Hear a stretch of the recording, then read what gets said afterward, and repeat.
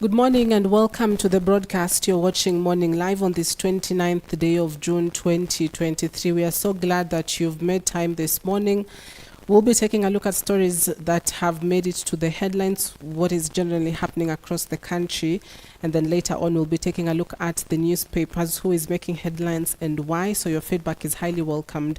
Our SMS line is 23993. You can also watch us live on Facebook and on YouTube at EBN TV. So let's get started. I'm Cynthia Nanjala. Now Kenyans are now being urged to tighten their belts since the measures being put in place by the government to resuscitate the economy is ravaged by hefty loans, natural and man-made disasters, which is going to bite deep into their pockets. Experts warn that most of measures are likely to revive the economy, and the pain they cause in the process might make Azimio's call for demonstrations popular. Raila Odinga's Azimio has vowed to take to the streets starting 7th of July if the government does not reverse the passing of the Finance Act.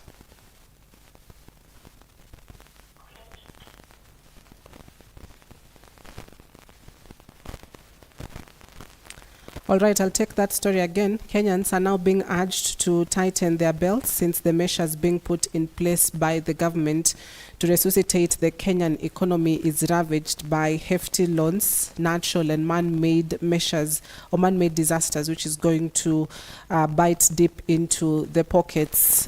Experts warn, though most of the measures are likely to revive the economy, the pain they cause in the process might make Azimio's call for demonstrations popular.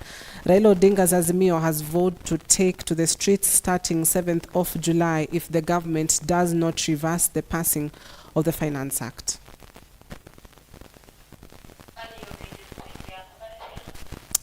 All right, let's take a quick commercial break. We'll be back shortly as we try to fix the problem.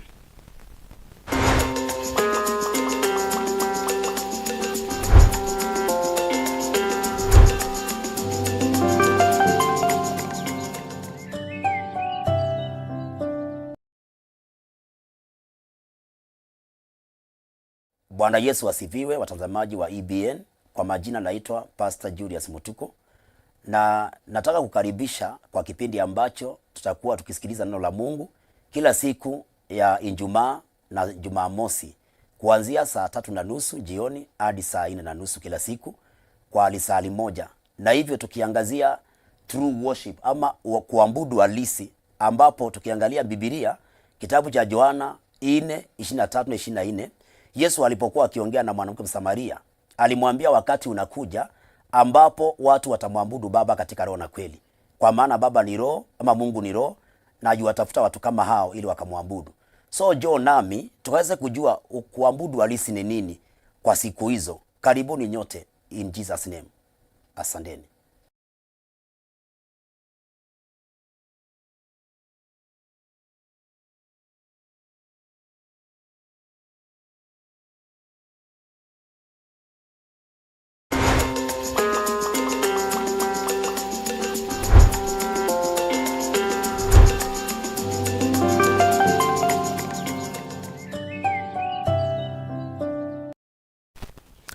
All right, welcome back. So we take that from the start once again. Kenyans are now being urged to tighten their belts since the measures being put in place by the government to resuscitate the Kenyan economy is ravaged by hefty loans, natural and man-made disasters, which is going to bite deep into their pockets. Experts warn, though most of the measures are likely to revive the economy, the pain they cause in the process might make Azimio's call for demonstrations popular. Now, Raila Odinga's Azimio has vowed to take to the streets starting 7th of July if the government does not reverse the passing of the Finance Act.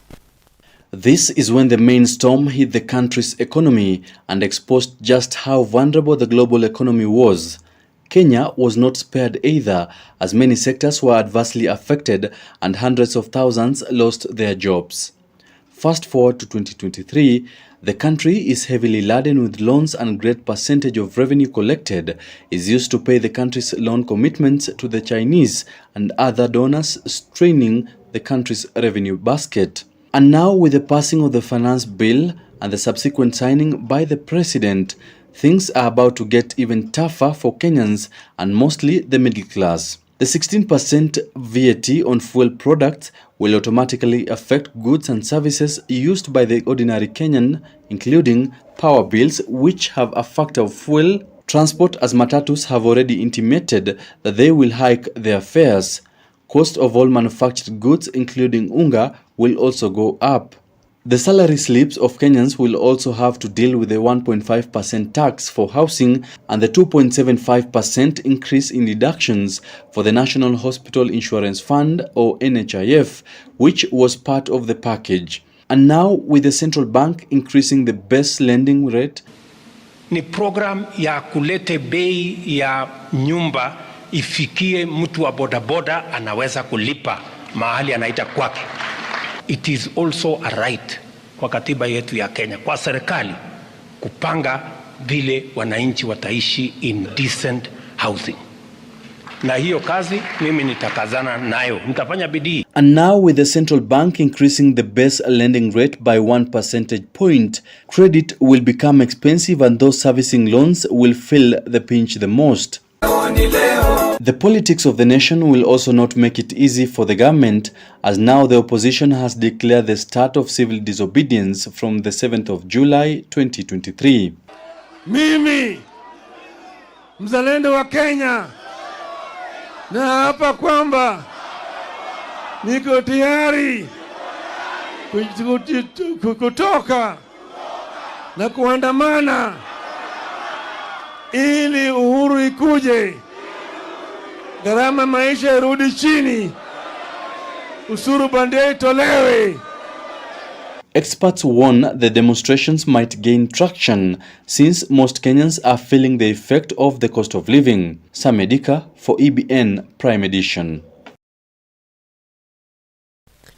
Now, the DCI sleuths have arrested 2 suspected gang leaders believed to have been raiding residents of Nairobi, Nakuru, Kiambu, Murang'a, and Kajiado counties. Now, the 2 were arrested in possession of 2 guns believed to have been used in different attacks.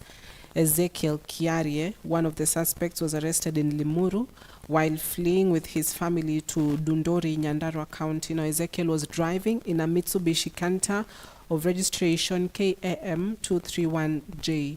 The 2, David Mwangi and Ezekiel Kiarie, are being interrogated before being taken to court on Thursday this week.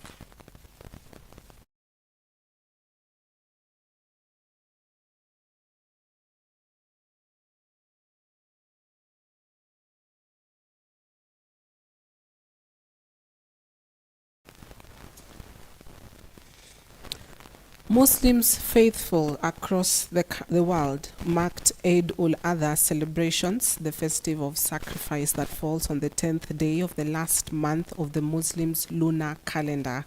In the country, the faithfuls gathered in various mosques with Muslim leaders calling for peaceful coexistence among Kenyans.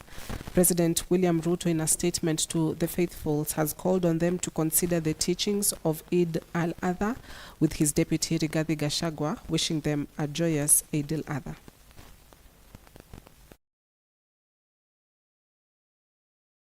Leo ndio siku ya kuwakumbuka maskini. Utaona malengo makubwa. Tumeambiwa tuchinje kwenye siku hii. Kuchinja kwenye siku hii, malengo makubwa na shabaha ni nyama wapelekewe wale ambao kwamba hawawezi kuifikia nyama.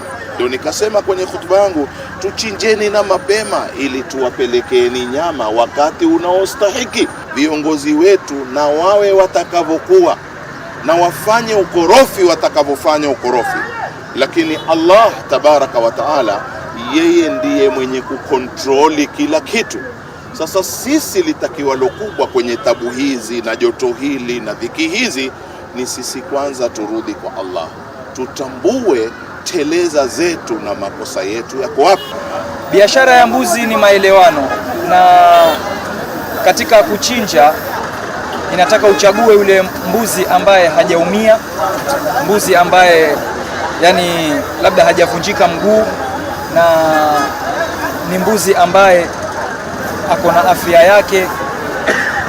Na tukiangalia soko yenyewe, mbuzi si ghali, ni maelewano. Wako mbuzi wa 7,000, wako mbuzi wa 8,000, wako mbuzi wa 9,000. Inategemea na uwezo wako wa mfukoni. Ningependa kuwashauri umma wa Uislamu umoja wao katika hii dunia na kushikana, kushika kizazi katika siku hii njema ya kuchinja, wasaidiane, wawasaidie maskini, mafukara, wasiojiweza, watembelee wagonjwa, watembelee maiti walioko makaburini, waombee dua, na ni siku njema ya furaha, watu wafurahi, familia, tushikane kwa umoja. Mungu atupe nguvu, atupe afya, tuwe pamoja katika hii dunia inshallah. Also, Mombasa Governor Abdul Swamad Sharif Nasir has stated that the county budget for the year 2023-2024 will be people-focused. Speaking in Changamwe constituency in Mombasa after the disbursement of bursary checks worth 63.7 million shillings to 30 wards in Mombasa County, the county chief reiterated that the budget will finance Mwananchi-related issues, including or projects, including the unveiling of the Mombasa Youth Service, which will see that the youth going through disciplined training before they are being recruited. Na ni muhimu kwa sababu leo bajeti panapo majaliwa itapita. Budget ya Mombasa has been based on the people. Budget ya Mombasa is a social budget. Bajeti ya Mombasa ya mwaka huu, mwaka 2023-2024 ni bajeti ambayo itakuwa ni bajeti ya watu. Bajeti ambayo itakuwa ni yenye kujali mambo ya maslahi ya watu wake. Bajeti ya safari hii, yale ambayo yameweza kupatiwa kipao ni kuwalisha watoto wetu wa shule, kuweza kupeana fedha kwa vikundi akina mama, wazee na wale ambao kwamba ni wengine. Bajeti ya safari hii ni bajeti ya kuangalia mambo ya NHIF, kuangalia health, afya ya watu wetu. Bajeti ya safari hii ni kuangalia njia hawa vijana wetu ambao hawana ajira. Kitambo ya Abdul Swamad Sharif Nasir kwenda mbio kuhakikisha ya kuwa viwanda vimefunguliwa. Hamna tutawaeka katika programu yetu ya Mombasa Young. Bajeti ya safari hii ni kuangalia airlift program, kuchukua vijana wetu, kuwapatia nafasi kwenda kufanya kazi ng'ambo. Bajeti ya safari hii ni kuangalia mambo ya basari za watu ambao wasiojiweza. Bajeti ya safari hii inaweka mkazo mambo ya yale tulozunguka na kuwatoa ahadi, yakiwemo mambo ya skills mitaani, mambo ya development, kando na barabara, mengine mengi tutafanya tukishirikiana na waeka hazina. Sitochukua fedha kuanza kujenga mambo kadha wa kadha huku watu hawana pesa ya kwenda kusoma, huku watu wanaumia, hawana pesa ya afya. At a time of recession, you invest in the people. Katika watu wakati ambao kwamba hali ni ngumu, hamna pahali zaidi unaweza kuweka fedha kama kuweza kuweka fedha kwa watu. The biggest asset that Mombasa has is the people. Katika yale ambao kwamba ni rasilimali bora zaidi tulionayo kama wana Mombasa ni watu wenyewe wa Mombasa. Na ndiyo sababu bajeti ya safari hii will be a people focused budget. Bajeti ambayo fedha itaregea kwa wana Mombasa. A mother in Kajiado County has burnt her 2 children to death after the husband allegedly married a second wife. The 2 children aged 2 and 10 years have been burnt to unrecognizable level, with neighbors claiming the woman and her husband have been having marital misunderstandings.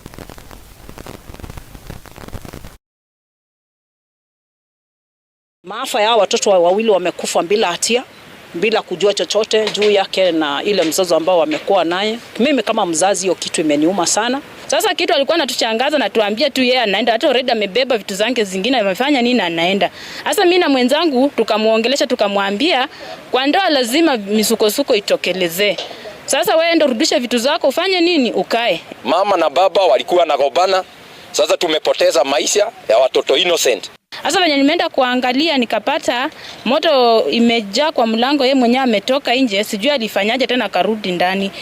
Kwa hiyo saa huyu mtoto anaitwa Shanteli akalia kwa uchungu, akaniambia Mama Jeni, naomba kuja unisaidie. Sasa sikuwa na venye naweza msaidia, mlango ya bedroom ni kama alikuwa amefunga na kifuli. Kuangalia kwa dirisha moto imeshika, gasi na nuka. Ikawa mtoto analia tu akiita jina yangu, Mama Jeni kuja unisaidie, Mama Jeni kuja unisaidie, lakini sikuwa na uwezo wa kumsaidia.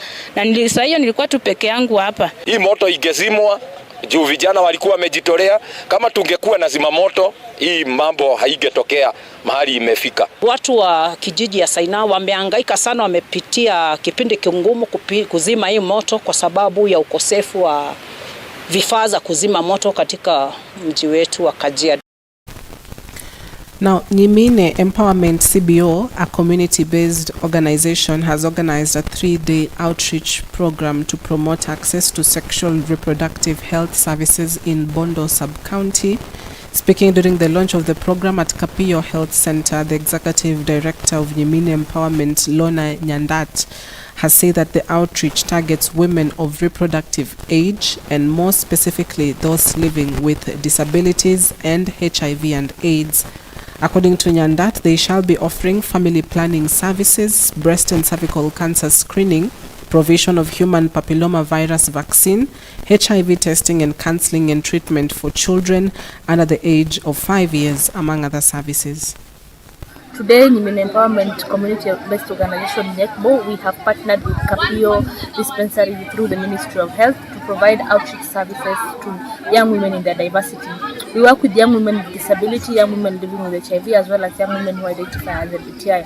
And in today's outreach, we are having a series of outreaches today, tomorrow, and Friday.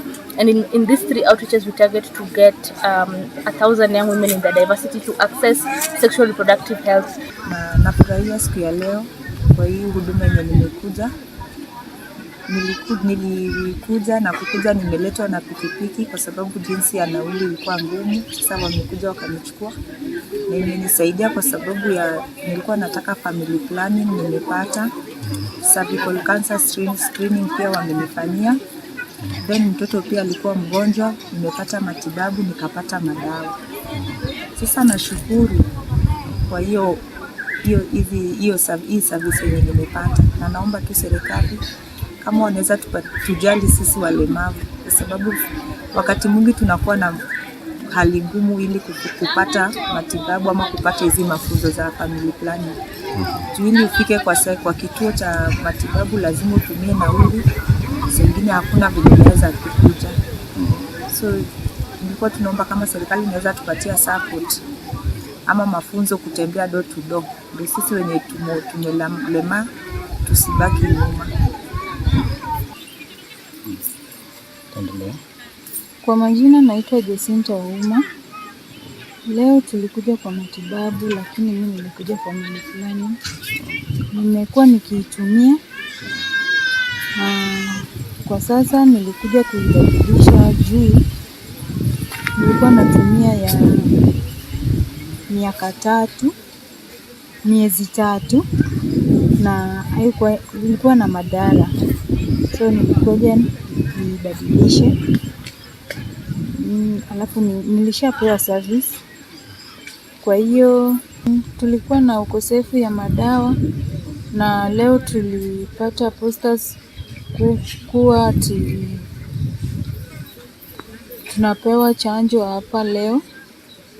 So tulikuja juu walikuwa wanaifanya bure, na pale hospitalini lazima tulipe pesa. ndio tufanyiwe services za family planning. Kwa hiyo tunakuja hapa, wametupea service bure. Tungeomba tu serikali watuletee madawa. Saa yote tumekuja hospitali tunapata hizo nini zetu, tunapata family planning. Yeah, so at that point, allow us to take a quick break. When we come back, we'll be taking a look at what is happening across the newspapers.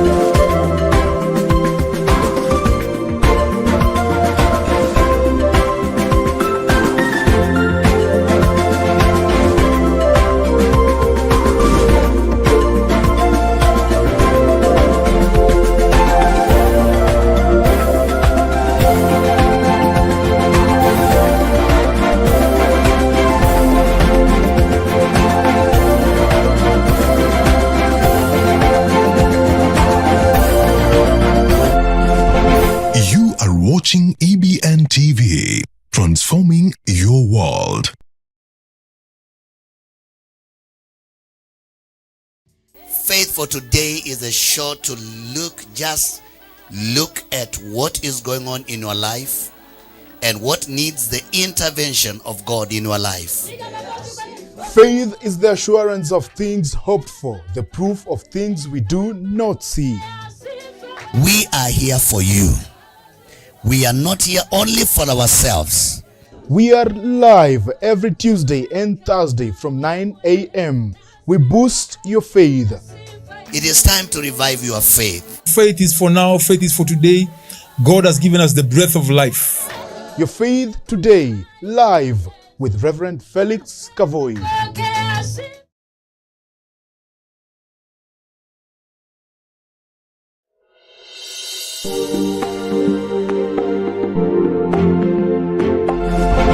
You are watching EBN TV, transforming your world.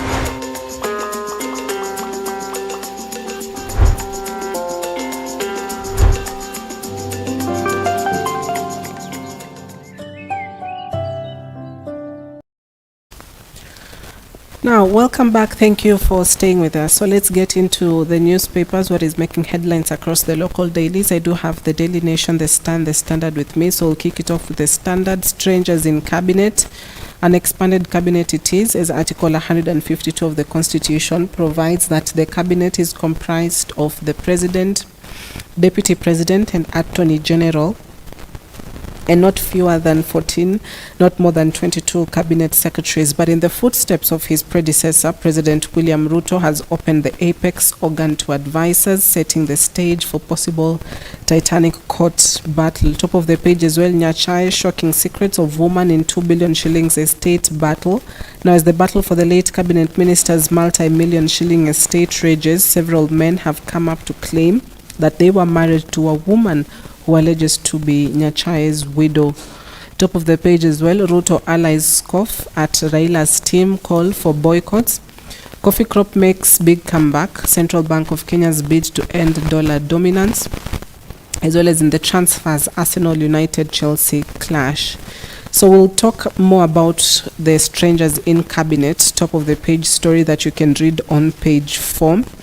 Which reads an expanded cabinet. Article 152 of the Constitution provides that the cabinet is comprised of the President, Deputy President, Attorney General, and not fewer than 14 and not more than 22 CSs. But in the footsteps of his predecessor, President William Ruto has opened the apex organ to advisors, setting the stage for a Titanic court battle. Now, basically what has happened is that there are few other names that have been added to the cabinet, including the United Democratic Alliance Secretary General Cleophas Malala, Monica Juma, the advisors to national security, David Ndii, an economic advisor, as well as Harriet Chigai, women's right to sit on the country's top decision-making organ. So those are 4 new people that have been added to that particular cabinet. Now, the move, which is a return to practice started by his predecessor Uhuru Kenyatta, now brings the number of persons sitting in the cabinet to 30. The development has elicited mixed reactions, with questions abounding on the legality of the same. According to Article 152 of the Constitution, which I've read, it can only comprise of the President, the Deputy President, the Attorney General, and not fewer than 14 CSs. Neither should it have more than 22 CSs. Now, prior to the communication, the Cabinet comprised 26 members, 22 CSs sworn into office in October, the AG, Justin Muturi, Secretary of the Cabinet, Mercy Wanjau, the Head of State, and his Deputy. Now, pardon me, I've got a bit of flu, but sometime last year, during the former President Uhuru Kenyatta's era, we had the Member of Parliament for Kandara, then Alice Wahome, challenged the decision by the predecessor Uhuru Kenyatta of involving the Nairobi Metropolitan Services Director General Mohamed Badi to sit in the cabinet. She challenged this in court, to which the court ruled that there is nowhere in the constitution that gave powers to Uhuru Kenyatta to add members to the cabinet. Now, in her case against Uhuru, Wahome argued that Badi was introduced into the cabinet without following the process outlined in the constitution. Uhuru had then invoked Executive Order number 3 of 2020. The judge, however, found that the constitution does not give powers to the president to choose other persons to attend cabinet meetings. The judge also dismissed Attorney General Kihara Kariuki's argument that the constitution gave Uhuru a leeway to make that decision.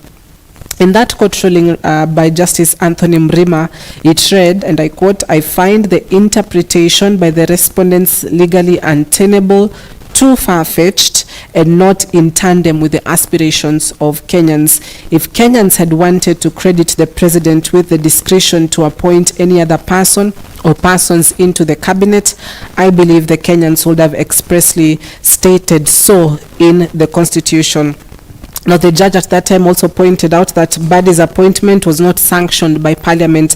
So, which now begs the question of, if we are having 4 more names added to the cabinet, Cleophas Malala, who is just but a Secretary General of the UDA party, talk about Monica Juma, an advisor of the National Security Council, an advisor of the Economic Council, David Ndii, as well as Harriet Chigai, an advisor in the women's right to sit in the country's top decision-making organ. Does it go against what they stood for then at that point, criticizing the president then, Uhuru Kenyatta, for adding more members to the cabinet? So this now paves way for a legal battle with the opposition, perhaps not just the opposition, but other civil societies who might, move to court to challenge that decision. So let's take a look at the top of the page as well of the Daily Nation and what it is looking like. More Kenyans fail to pay back loans. More Kenyans fail to pay back loans. Non-performing loans in the banking sector increased sharply by 88 billion shillings in 1 year to hit a record 560 billion in the 12 months ending April, signaling financial distress among businesses and individuals. Now, total non-performing loans this year are up from 482.6 billion to 570.6. To the Star, Ruto team accuses Raila of being reckless as former Prime Minister has asked Kenyans to boycott paying tax to cripple Kenya Kwanza administration. Top of the page as well, prayers, reflection and plenty of goat meat on Eid-ul-Adha, even as KCSE papers to be collected twice to end exam leakage. Woman kills 2 kids after quarrel with husband, as bill wants graft convicts allowed to hold public office. Now, senators probe graft claims in passport issuance at immigration. And so these are some of the issues that we'll try to take a look keenly at. When we come back after the break, we'll be taking a look at what the Ruto team are accusing Raila of being reckless and the demands that have been put out on the table by the Azimio la Umoja team. They say no, going back to the bipartisan talks, will be heading to the streets. So what way forward? Those are some of the questions we'll try to answer when we come back.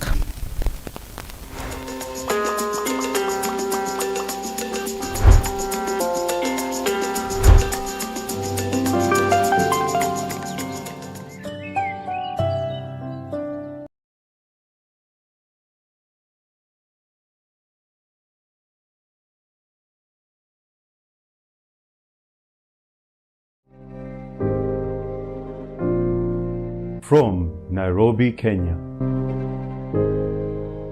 this is EBN TV.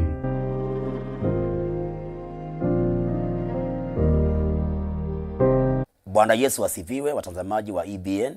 Kwa majina naitwa Pastor Julius Mutuko, na nataka kukaribisha kwa kipindi ambacho tutakuwa tukisikiliza neno la Mungu kila siku ya Ijumaa na Jumamosi kuanzia saa 3:30 jioni hadi saa 4:30 kila siku kwa lisali moja, na hivyo tukiangazia true worship ama kuabudu halisi, ambapo tukiangalia Biblia kitabu cha Yohana 4:23-24, Yesu alipokuwa akiongea na mwanamke Msamaria alimwambia wakati unakuja ambapo watu watamwabudu Baba katika roho na kweli, kwa maana Baba ni roho ama Mungu ni roho, na yuwatafuta watu kama hao ili wakamwabudu.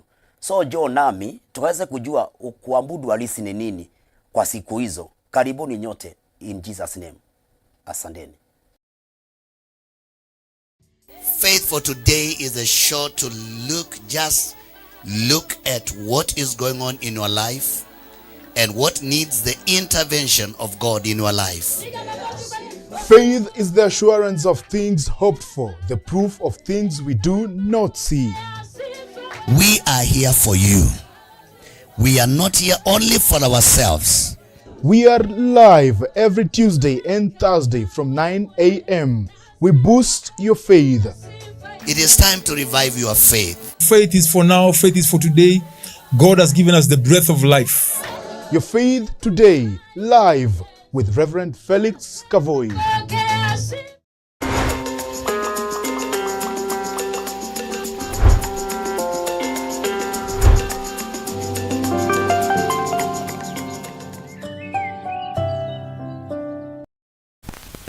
So let us focus more on what is happening on top of the star. Ruto team accuses Raila of being reckless. Former Prime Minister has asked Kenyans to boycott and page 5.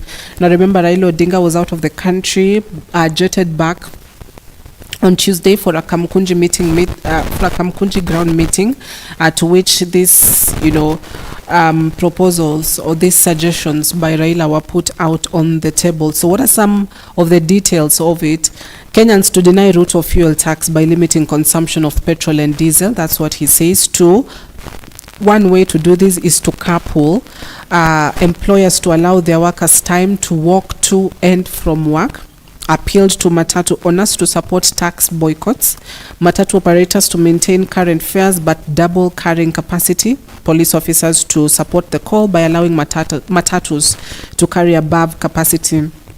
Basically what he says, if it's a bus, which is a 33-seater bus, fill as many passengers as you can, but do not double the fare, so that's not to hurt those who will be, using the bus, as well as businesses to disable or avoid electronic tax registers, businesses to make nil returns on VAT and instead give discount to customers, employers to ignore the punitive deduction on employees' salaries. Also talked about denying government vehicles and motorcades the right of way, name, shame, follow and isolate the traitors. Name, shame and follow and isolate the traitors at every turn, as well as picket at the homes and office of Kenya Kwanza officials. Kenyans to blast Kenya Kwanza offices on social media. So that is what Raila Odinga is proposing to the Kenyans, so as in a bid to cripple the Kenya Kwanza administration. However, Ruto's team, a lot of Kenyans are yet to pay back loans that they borrowed, whether it's through SACCOs, whether it's through banks or through other, financial outlets, digital lending apps. More Kenyans have failed to pay back the loans, which are signs of economic hardship, as bad loans hit a record 570 billion shillings. Now, sectors with the highest proportion of bad loans as at December 2022 include the trade industry, with loans accumulating to about 652.57 billion, manufacturing industry to about 530.6 billion, real estate 467.1 billion, personal and household 984.1 billion, as well as transport and communication 310 billion shillings. Non-performing loans in the banking sector increased to by 88 billion shillings, and so this signals tough economic times, as billions of shillings belonging to businesses are held up by the national and county governments in pending bills. Now, the second largest share of non-performing loans, as I've said, was in the manufacturing sector. But of course, what you need to also note is that personal and household, meaning loans you take as an individual, were totaling 984.1 billion shillings as at December 2022. High inflation, primarily driven by increased food, fuel, electricity and cooking gas prices, in addition to raft of new taxes, have diminished consumption, thus heavily hurting farms' revenues. Stanbic Bank's Purchasing Managers Index report for May, for instance, highlighted the struggles that private businesses are undergoing due to high inflation. So that is the latest as well from the Daily Nation top of the page, which also talks about 20,000 new teaching jobs are up for grabs, to which the Standard also talks about shocking secrets of a woman in 2 billion shillings estate battle, as the battle for the late CS's multi-million shilling estate rages. Several men have come up to claim that they were married to a woman who alleges to be Nyachai's widow. Simeon Nyachai left behind about 2 billion shillings estate battle that we have different, I'd say, interested parties who are gunning for that. The Star also reflects of what was at other celebrations, prayers, reflection, and plenty of goat meat, as the Muslims were celebrating that on Wednesday, to which it was a public holiday as well, as KCSE papers to be collected twice to end exam leakages. The government has changed the mode of collection of national examination papers that will be administered to the 2023 KCSE and KCP exam candidates. Education CS Ezekiel Machogu announced yesterday that the exam papers will be collected twice a day instead of once a day, which has been the norm.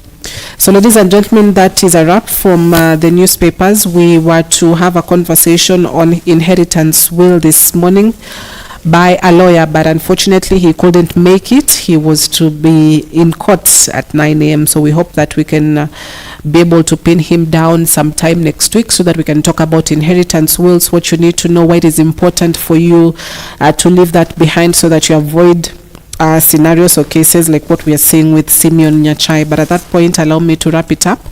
I'm Cynthia Nanjala. Have a good morning.